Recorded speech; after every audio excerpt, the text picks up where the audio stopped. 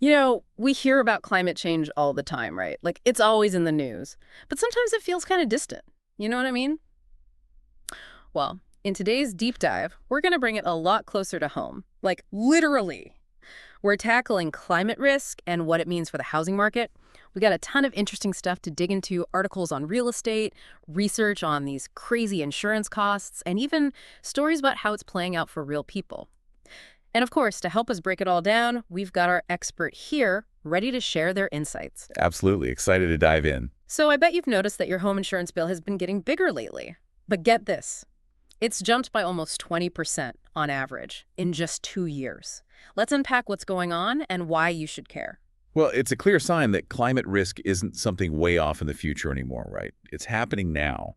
Insurance companies are the first to really feel it, and these rising premiums, well, they tell us that those companies are paying out more and more for climate-related claims, whether it's floods, wildfires, you name it, all those extreme weather events. And it's not just the insurance companies, right? This is hitting regular people, too.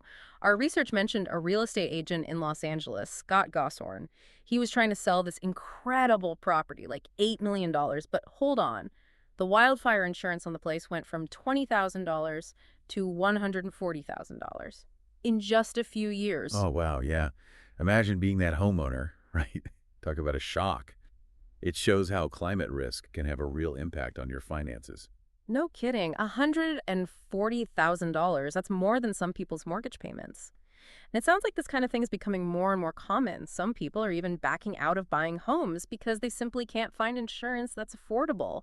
It's like this hidden risk, this cost that's been there all along, and now it's finally coming to the surface. Yeah, and as it does, it's going to completely change things, like literally change the landscape. That's why we're seeing this big shift in the real estate world itself.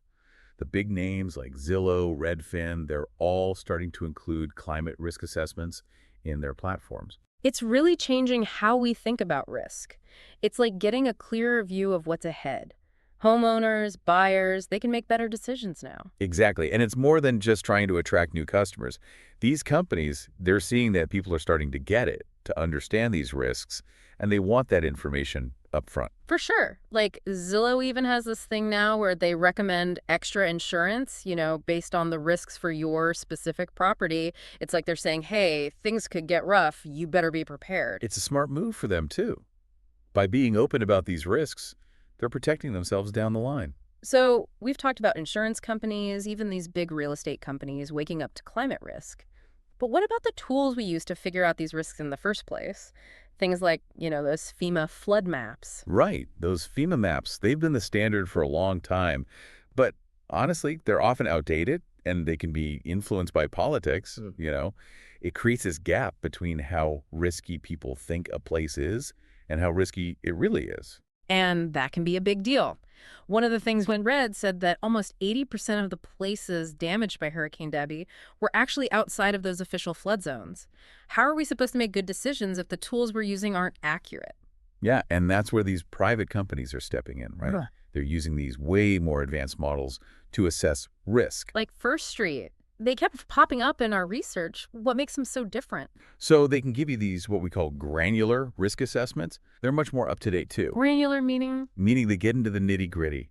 So instead of just looking at those big general flood zones, they're looking at things like, specific weather patterns in your area, changes in elevation, even how much the sea level is expected to rise, like decades from now. It's a whole new level of detail. Whoa, okay. So it's like having a personalized climate report card, but for your house. That's amazing, but also kind of scary. We can't really say we didn't know anymore. The information is out there. Exactly. And it's interesting how people are reacting to this, especially different generations, like millennials and Gen Z, the younger folks. Our research showed that they're really thinking about climate risk. Yeah. Like it's affecting their long-term plans, even where they're willing to live. Which, yeah, it makes sense. They're the ones who are going to be dealing with climate change the longest, so of course they're paying attention. Right. And some of what we read, it contrasted this with, older generations. They might be stuck in their ways, maybe downplaying the risks, or even just forgetting about it all after a big event happens. Out of sight, out of mind. I get it. It's human nature to a point. But it's also kind of worrying when we're talking about something as important as your home. No, absolutely. And it brings up this big question. How are we going to adapt to this new reality, Because this isn't just about you or me making choices anymore. This is about the entire real estate market. Okay, so let's say you're listening while this and you're like, okay, this is a lot. What can I actually do? What advice would you give someone who's maybe thinking about buying a house or just wants to figure out the risks for their own home? It can feel like a lot, for sure, but hey, we're not totally helpless here, are we? Like they say, knowledge is power. You got it. And there are definitely things you can do. So say you're thinking about buying a place, right?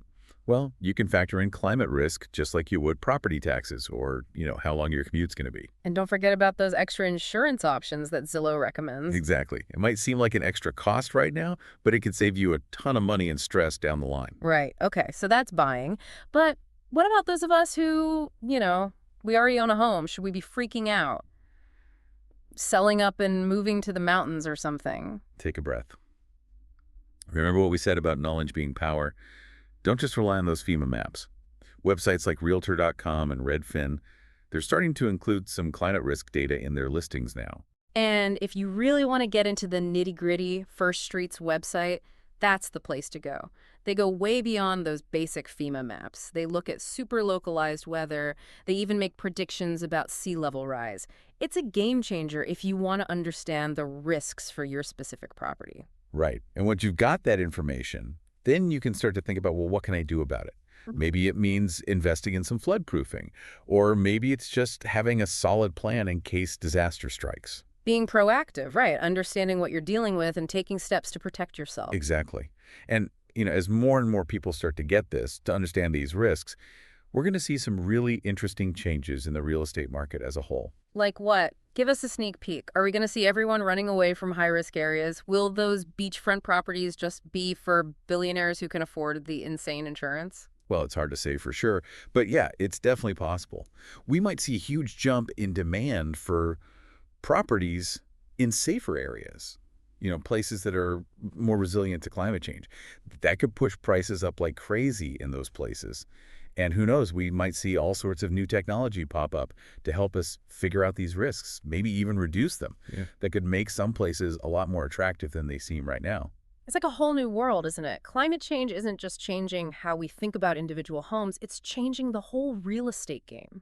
It shows how intertwined everything is. We're not just talking about the environment or money. It's also about insurance, mortgages, even where people decide to live their lives. It all connects. Everyone's got skin in the game. That's it.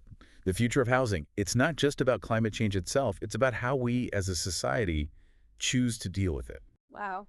That's definitely something to think about. So as we wrap up our deep dive into climate risk and the housing market, we want to leave you with a question. As climate risks become more and more obvious, how do you think the real estate market is going to change? What role will tech play? What about our individual choices versus, these bigger market forces? There aren't any simple answers, that's for sure. But hopefully this deep dive has given you the info and the tools to start asking the right questions. And hey, maybe even find some answers of your own. Thanks for diving in with us. We'd love to hear your thoughts on the future of real estate and climate change. Find us on social media and keep the conversation going.